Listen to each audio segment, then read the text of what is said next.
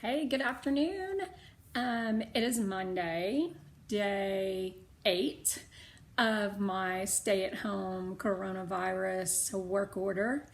I think that's honestly for the whole state of Texas. I'm not sure what other states are doing the same, but so yeah, here we are again.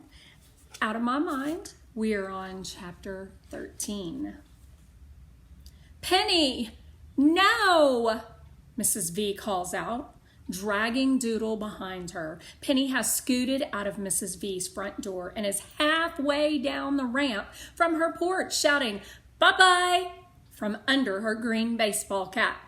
Butterscotch, at home in our own backyard, would be having a doggy fit if she could see Penny trying to bolt.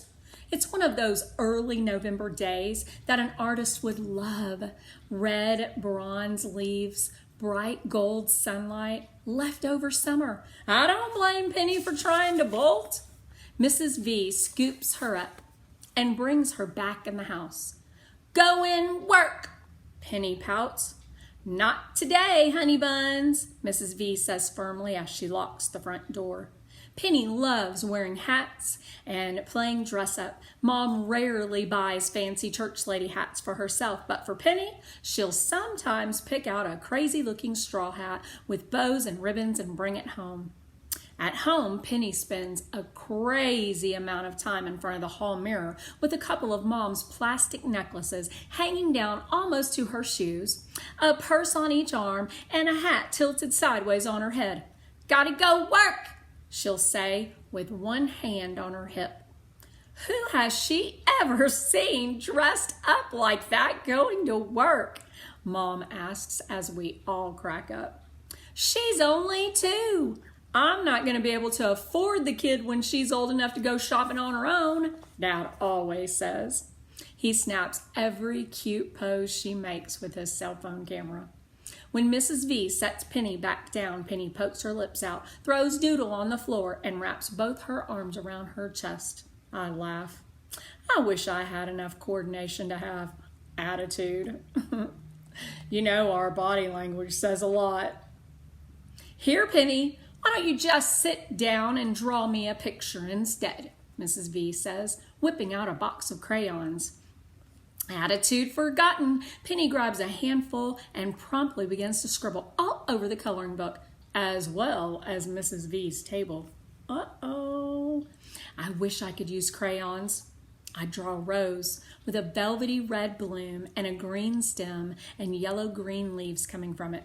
I can see it so clearly in my mind, but of course, when I put a pencil or crayon in my stupid tight little fingers, all I can manage are squiggly lines, nothing that looks even close to a rose. I want to draw it for Rose. She has rose designs on her notebooks and her book bag. I don't know where her mother finds such cool stuff. Rose's name really fits her. She's pretty and delicate and nice to be around. If she has thorns like real roses do, I've never noticed. While Penny is busy with her crayons, Mrs. V checks her mail. She opens several envelopes and then gasps with surprise. "Guess what, girls?" she exclaims. "I've won a contest." I look at her with interest. Penny continues to scribble, ignoring both of us. "I entered an essay contest at the bookstore in the mall," she explains to me. "The topic was why fish are important in our world's ecology."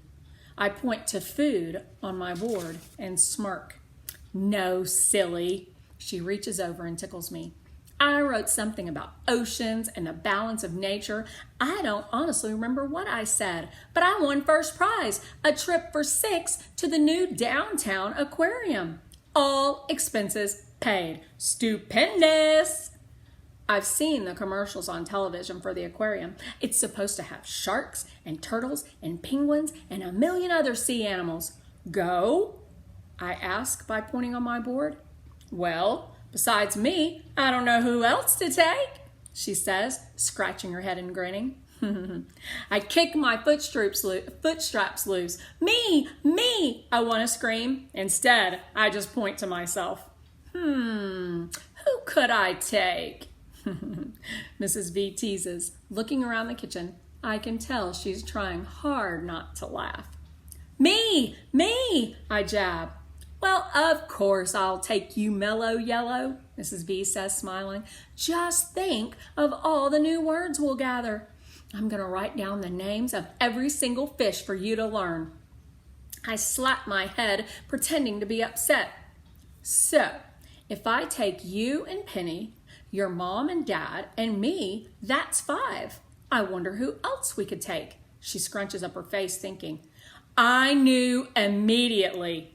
Rose could go with us. I spell out her name. R-O-S-E. And again, R-O-S-E. Then I hit, please. Your friend Rose from school? I buck and kick with excitement. I think that's a great idea, Melanie. I'll ask your parents and her parents, and if she's willing, we'll make it a wonderful day. I can't stop kicking my feet. It takes several weeks before both mom and dad are off work on a Saturday, but Thanksgiving weekend ends up working out for everybody. I have trouble sleeping the night before. Rose's parents seem really nice from what I could tell from listening to mom's end of the conversation. I couldn't believe Rose wanted to come. She wanted to come with me, the kid in the chair.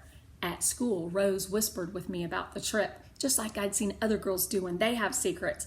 I felt like a real girl. Now that the Saturday is finally here, we all pile into our SUV early in the morning. Even though the weather has turned pretty chilly, I made sure Mom put a really nice outfit on me, cute jeans and no sweats. Rose hasn't said anything about what I'm wearing, but she keeps cooing over Penny.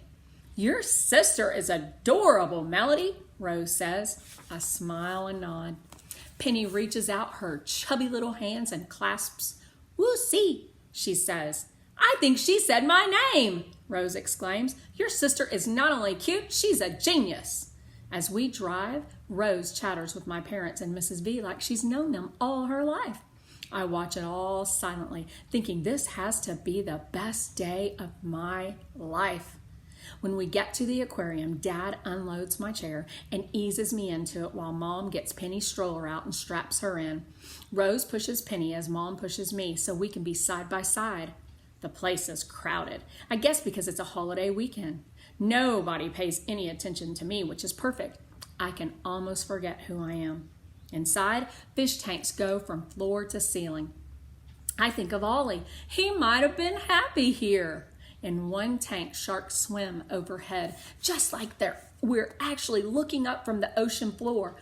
Okay, so maybe Ollie might not have been so happy in that tank.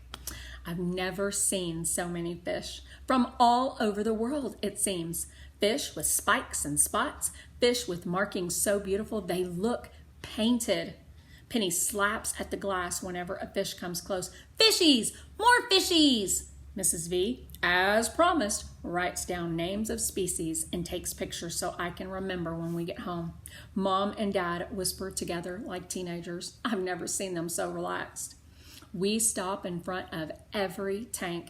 I love the jellyfish, which reminds me of streams of shiny cloth, and the lionfish, which really do look a little like swimming lions. At the seahorse tank, Rose observes that their heads point backward. She seems to be having a great time. Then, from around the corner, come 2 people I'd least want to run into, Molly and Claire. They are with a Girl Scout troop. They fake bump into each other, not paying much attention to their group leader, who is telling them about the percentage of salt found in ocean water. Molly and Claire, dressed exactly alike in jeans, long-sleeve t-shirts, and scout vests, look at Rose with surprise. Hey, Rose, you here with your mom? Claire asks. No, Rose says evasively, walking away from us and toward them. Your dad? Molly says, looking at me like I smell bad. And she's acting like my parents are invisible. I'm here with Melody and her family, Rose mumbles. On purpose? Claire shrieks. Both she and Molly start laughing loudly. It's not so bad, Rose says quietly, but I heard her. Mom starts to say something to the girls, but Dad takes her arm. They're children, he tells her. Let them work it out themselves. Mom has those daggers in her eyes, the sharp points she shoots at people who say dumb things about me, but she stays quiet. Her fists are balled. Mrs. V, however, isn't going to let anybody stop her. I like Mrs. V. From her almost 6-foot height, she towers over Molly and Claire. You! Girl with braces on her teeth! Claire looks up at her stunned. Yes, ma'am, Claire has enough sense to say. Why do you think your parents spent good money getting you braces? Huh? Claire looks confused. Molly has quietly disappeared into her scout troop. Your teeth were imperfect, so your parents got you braces. One day, you'll thank them when you get a date for the prom, Mrs. V roars. The whole scout troop, plus a few other visitors to the aquarium, stopped to listen to her. What do my teeth have to do with anything? Claire asks, looking around nervously. Some people get braces on their teeth. Some get braces on their legs. For others, braces won't work, so they need wheelchairs and walkers and such. You're a lucky girl that you only had messed up teeth. Remember that. Yes, ma'am, Claire says again, and then she scurries off to join her friends. Rose walks back to us then, a little embarrassed, I think. Claire can be clueless, she whispers to me. You think? After a few more tanks, Penny gets tired and starts to whine, so we leave the aquarium before we even get to see the penguins. We take Rose home, and she thanks us properly and says she had a real good time. But did she? What happened?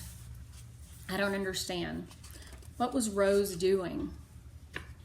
And if you've read the book Wonder, it almost makes me think about when he heard his friend say something on the Halloween dress-up day at school for Halloween. I don't want to say a whole lot more than that. In case you haven't read it, it would be a big spoiler. But if you've read that book, then you know what I'm talking about. But I wonder what's going on with Rose. Does it embarrass you sometimes when you are seen by cool people doing things that they wouldn't maybe consider cool? Just some food for thought.